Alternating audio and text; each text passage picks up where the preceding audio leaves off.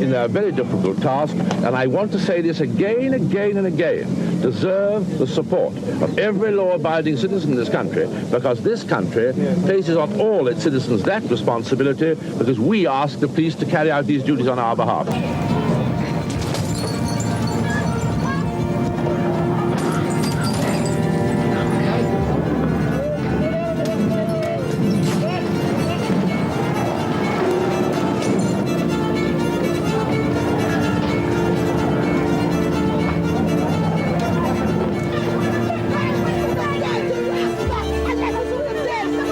Scarman makes it perfectly clear that that a lot of the fault and a lot of the blame for the riots lies in the social conditions in Brixton. What can the government do to improve those? What will the government do to improve those? Well, of course, there are many factors, and one must say at once that unemployment, social conditions, racial disadvantage, all these are factors. None of them are, of course, an excuse for violence, and I think we've got to sit on that all the time. Nor are they an excuse for crime, and it is the police's main job to deal with crime in any area, and that they must do. Having said that, we have got to make sure that we take steps, and in answer to the committees on racial disadvantage, we will take steps as a government to make sure that everyone has an equal opportunity in our society. We've got a long way to work to do that. It's a hard battle. Successive governments have been at this job. We've got to do it. We've got to make sure that if we mean that everyone's going to have an equal opportunity, they must have it. Coloured people, if you ask me, after the experiences I've had of them, I've had my belly full of them, I can tell you. If you ask me what should be done with them, I'll tell you now. You can get them all out of the country, and as soon as you can get them out, the better I'll be pleased, I'll tell you that. We've got to limit any further mass immigration into this country, and if any people wish to return to their country of ethnic origin, they should be encouraged to do so. Yes, I do say I've got an identity problem, you know, because I'm not West Indian like my parents are, and I've got nobody to identify with being as I'm British. You know, it's really bad. Would you like being called British? No, I'm not British. It's not my fault that I was born in England. I don't identify as being British. I'm West Indian as far as I'm concerned. Why don't you like to be identified as British? Because British are white people. Yeah, I'm not white. Any other reasons? Well, you know, Britain just doesn't have anything for me. It just doesn't do anything for me.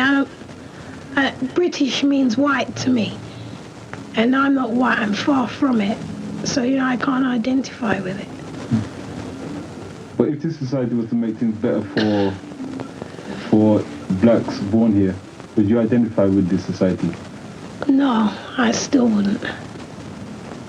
I just don't want to be British.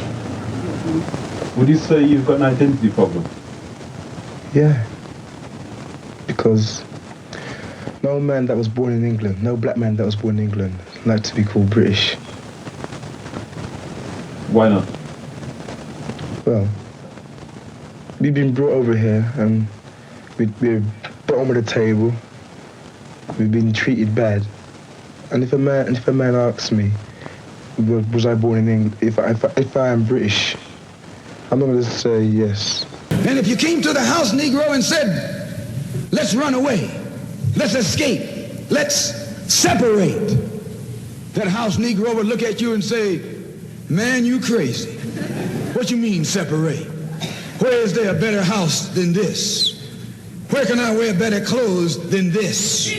Where can I eat better food than this? That was that house Negro. We seem to be the only ones who believe that we can hang out with any other nation. Yeah. The other nation don't believe that, you know.